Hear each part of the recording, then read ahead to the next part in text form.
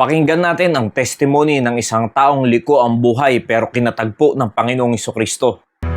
Every time I'm in class, I'm taking the glorious gospel, Paul Walker's workbook, and I got all that in there. Every one of them. Just bore our sin. Jesus bore our sin, took the sin away from us, and all that. Every time I think about what he did for me, it hurts me, bro. Because I've done so much dirt and guilt, and this man's dying for me. And I'm just really realizing what he done for me, you know what I'm saying? And it breaks me down every time, man. It really does. Because I was nothing but a ratchet sinner, bro. And I was doomed, I was hit. I'm going to hell. If I didn't know Jesus, I'm going to hell. And everybody else is too. And I try to tell them all. I look around, there's only a bunch of dead bodies everywhere. And I'm trying to tell them, man, no God, bro, get with Jesus, bro. Come to class with me, go to church with me. They look at me like, man, you trying to get me to go to church? Hindi ko alam kung ano ang pinagdaanan ng taong ito, kung ano ang kanyang nakaraan bago siya nakakilala sa ating Panginoong Hesukristo. Pero bakas sa kanyang katawan, bakas sa kanyang itsura, ang hindi magandang nakaraan ng kanyang buhay. Makikita nyo kung paano ang isang taong mukhang matapang, mukhang basagulero, mukhang adik-adik, ay umiiyak na lamang dahil sa testimony na kung paanong binago siya ng Panginoong Hesukristo, na kung paanong dating siya ay nasa kadiliman, namumuhay na bulag sa mundong ito at wala sa katotohanan, ay ngayon nakikita nyo ang testimony kung paano niya ipinapahayag na kung paanong binago siya ng ating Panginoong Hesukristo. Sa kabilang banda, magkaiba man ang aming istorya, nakita ko ang aking nakaraan. Kung paanong ako'y ligaw na ligaw dati, kung paanong ang aking pamumuhay ay napakalayo sa kalooban ng Diyos, kung paanong kinatagpo ako ng Panginoon at inahon niya ako sa masalimuot na aking nakaraan, na dating wala naman talagang patutunguhan ng buhay, ay binigyan niya ng maayos na direksyon at binigyan niya ako ng kapayapaan kung paanong ang taong yan na nagsasalita dyan ay nakaranas ng kabutihan ng Diyos, ng pagmamahal ng Diyos, ay ganun din ang naranasan ng taong sumampalataya sa Panginoong Hesukristo, hindi lamang sa akin, hindi lamang sa Kanya, maging sa lahat ng tao na sumasampalataya sa ating Panginoong Hesukristo. Kaya't ikaw, kung hindi ka pa sumasampalataya sa Panginoong Hesukristo at hindi mo pa rin alam ang patutunguhan ng iyong buhay at hanggang ngayon ay ligaw na ligaw ka pa rin at namumuhay ka sa mundong ito nang ang iyong kaisipan ay puro sa mga makamundong bagay lamang at hindi mo nauunawaan ang bagay ng makalangit. Ngayon ay kailangan kilalanin mo ang ating Panginoong Hesukristo at siya'y sa iyong sampalatayanan. Nakakagalak ng puso na may mga tao na hindi mo naman talaga expected nakikilala pa sa ating Panginoong Hesukristo ay magte-testimony ng ganyan. Dahil alam nyo, ang mundong ito na ating ginagalawan ay masyadong mapanghusga.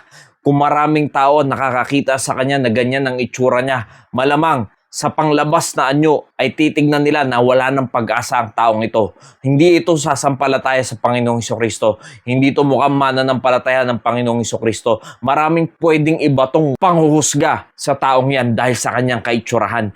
Pero ang problema sa mga tao hanggang sa panglabas lang tumitingin, hindi nila nakikita kung ano talaga ang nasa loob ng puso ng tao dahil ang tunay na nakakakita lang sa puso ng tao ay ang ating Panginoon. Dahil alam nyo, ang nakakalungkot minsan sa mga tao, pag may nakitang ganyang itsura na papasok sa loob ng bahay-sambahan, imbis na maggalak, ay huhusgahan pa dahil sa kaitsurahan niyang ito, dahil sa dami ng tattoo na meron siya. Hindi ko gina-justify na ang taong mananampalataya ng Panginoong Hesukristo ay dapat may tattoo. Pero kung ang nakaraan mo ay ganyan ang pamumuhay mo, nagkaroon ka ng mga tattoo bago ka pa nakakilala sa ating Panginoong Hesukristo, bago pa mabago ang iyong buhay, ay meron ka ng mga ganyan, itinanggap mo na ang sayo'y ganti. Ibig sabihin, lahat ng ginagawa naman natin sa buhay na ito ay merong mga consequences yan. Kung gumagawa ka ng kamalian, meron pong consequences lahat ng ating mga aksyon sa buhay na ito. At bago pa ako magkaroon ng pananampalataya sa ating Panginoong Hesukristo, ay meron na rin akong ganitong tattoo. At ang mga bagay na yan ay siyang nagsisilbi ngayon sa akin bilang testimony.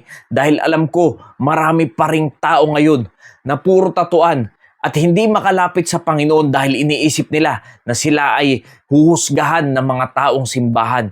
Kaya't isang bagay kung bakit pwede naman talagang ipalaser ko ang tatong ito at ipabura na lang. Pero ako ay humingi ng kapatawaran sa lahat ng mga kasalanan kong ginawa at lalo pa dito sa aking tato na nasa aking braso. Pero alam nyo, nagagamit ito ngayon bilang testimony sa mga taong hindi pa sumasampalataya sa ating Panginoong Jesucristo na meron din mga tato na pwede silang magkaroon ng pag-asa sa ating Panginoong Jesucristo na hindi pa huli ang lahat, na kahit na meron na silang tato sa kanilang buong katawan, ay pwede pa rin silang makaranas ng kaligtasan. Kung paanong ang taong yan na pinanood natin sa ating video na nagtestimony sa ating Panginoong Jesucristo, sa kabila ng kanyang puro tatong katawan, ay tinanggap siya ng ating Panginoong Jesucristo at minahal at binigyan ng kaligtasan at binago ang buhay. Kaya't kung napapanood mo to ngayon at isa kang tunay na mananampalataya ng Panginoong Jesucristo, kung meron ka man nakikita ng mga ganyang tao, wag na wag kang huhusga basta-basta. Wag na wag kang titingin sa panglabas na itsura. Ang tignan mo, yung tao na handang magbago, yung taong sumuko sa ating Panginoong Jesucristo at sumampalataya sa Kanya. Dapat nga na mas magala ka kaysa mas iniintindi mo na mamuna ng ibang tao at husgahan. Huwag kayong magsihatol upang huwag kayong hatulan, sapagkat sa hatol na inyong ihahatol ay hahatulan kayo at sa panukat na inyong isusukat ay susukatin kayo. Kaya't kesa marami ka pang sinasabi dyan sa mga taong tunay naman sumampalataya sa Panginoong Jesucristo pero ang pangit lang ng nakaraan, hindi lang maganda ang kaitsurahan, maraming tato, hindi ayos ang itsura, pananamit para sa'yo, ay wag na wag mo munang husgahan agad-agad dahil yan ay ang mga anak ng Diyos na handang magbago dahil sila ay sumampalataya sa ating Panginoong Jesucristo. Nawa naging pagpapala po ang mensaheng ito. Maraming salamat po and God bless you all.